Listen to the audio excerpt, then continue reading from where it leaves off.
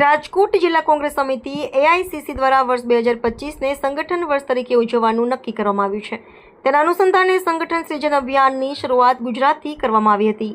આજ રોજ પોરબંદર રોડ મિલકંદ હોલમાં મીટિંગ રાખવામાં આવી હતી। આ મીટિંગમાં સંગઠન સૃજન અભિયાન અંતર્ગત ઉપલેટા શહેર અને તાલુકાની મીટિંગ યોજાયેલ, જેમાં સંગઠન મજબૂત કરવા, મંડળ સેક્ટરની કામગીરી તેમજ કોંગ્રેસ ગ્રામ સમિતિની નિમણૂક કરવા અને આવનાર નગરપાલિકા, તાલુકા પંચાયત, જિલ્લા પંચાયત ચૂંટણી પહેલા સંગઠન મજબૂત કરવું, પ્રભારી શ્રી રાજભાઈ મહેતા અને પૂર્વ ધારાસભ્ય પ્રવીણભાઈ મુછડિયા અને જિલ્લા કોંગ્રેસ પ્રમુખ હિતેશભાઈ વોરા દ્વારા શહેર પ્રમુખ અને તાલુકા પ્રમુખ બનાવવા અંગે કાર્યકરોને સાંભળ્યા અને સેન્સ પ્રક્રિયા યોજાઈ, જેમાં ઉપલેટા શહેર અને તાલુકાના તમામ શ્રેણીના હોદ્દેદારો, આગેવાનો, કાર્યકરો, મોટી સંખ્યામાં કાર્યકરો, આગેવાનો ઉપસ્થિત રહ્યા હતા।